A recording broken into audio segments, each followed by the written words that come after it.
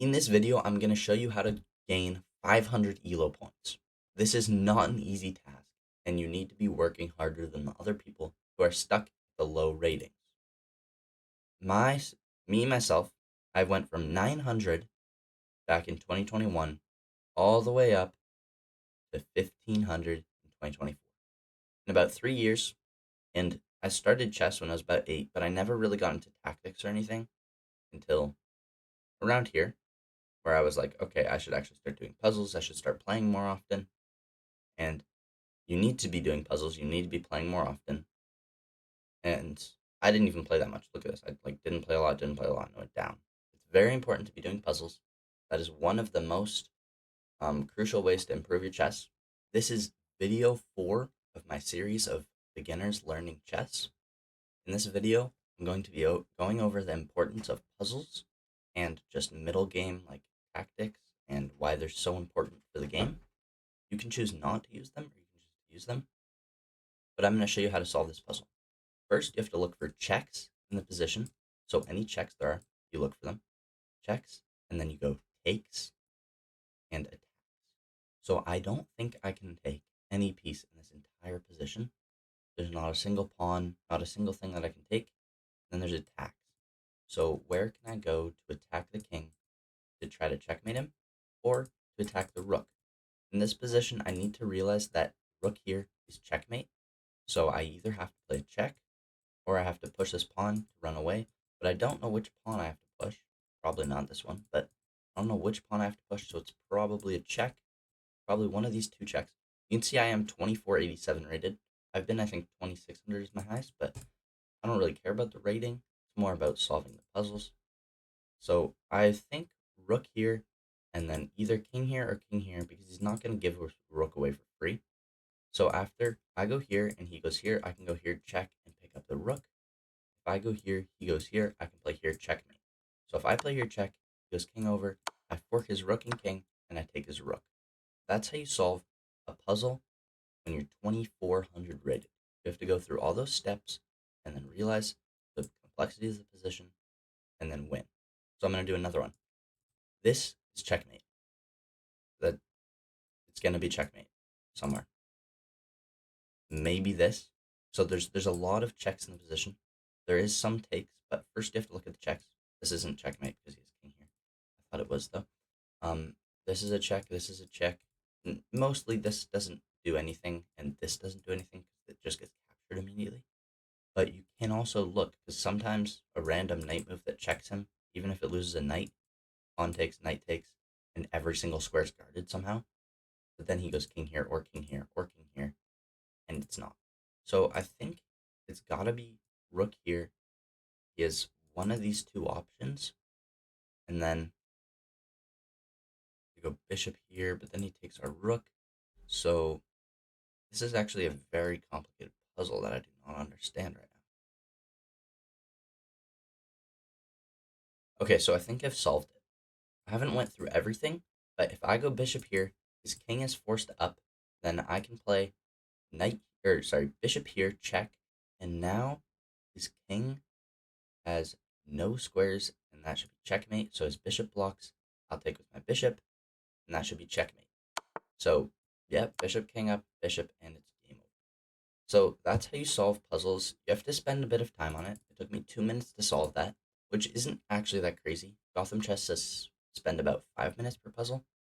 But an amazing thing, and I actually love puzzle rushes. Just go for the 3 minutes. That gets you really good at the super easy puzzles because you'll just be doing them over and over. And if you just do them every day, even on Lead Chess is a better website before because they have free puzzles, so you can just do puzzle rushes on there, and it's a lot better.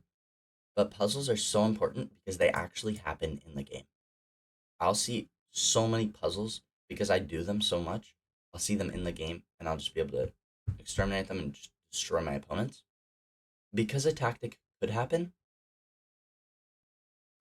I don't really know a position where it could happen, but like, say I'm attacking someone's knight here, so this knight's not defending here anymore.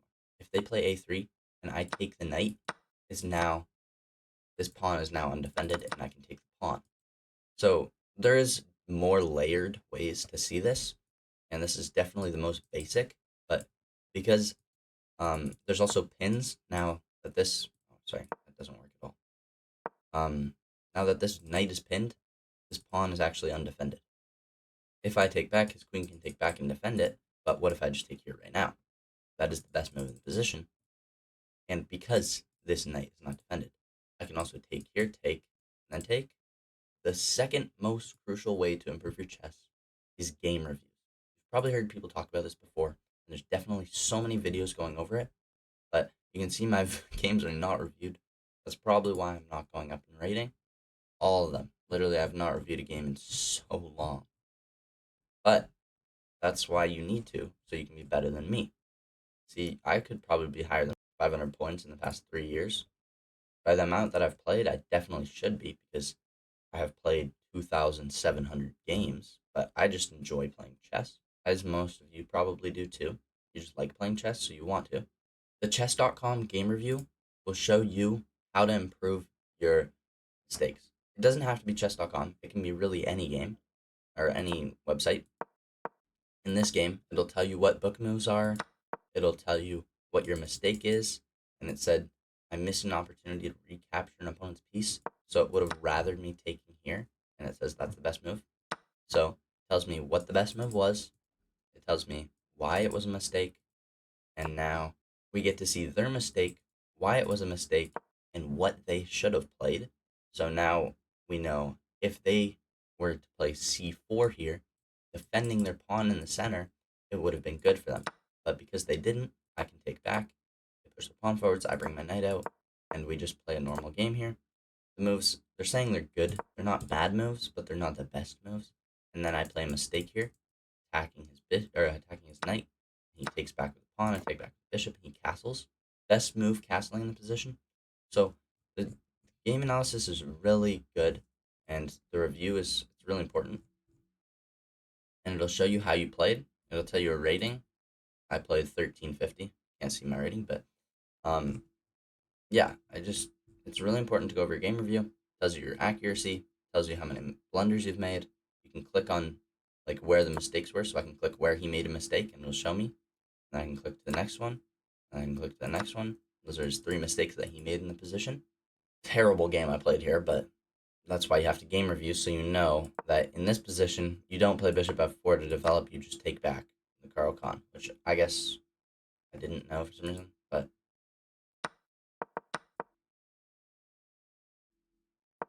as it turned out, bishop here only came threatened, right? It just got taken immediately. So I just took back, and then this pawn is pretty weak here. Traded off. I traded off queens. It wasn't even him. That's crazy. And that's terrible. It looks so bad. I need a queen in this position to win. If I had a queen for black here, I could probably win it. It does say I'm like almost better though in this position. I'm actually a lot better here. I play here, capture a free bishop. They wanted me to capture here. I thought I'd be down too much material to do this, but apparently not.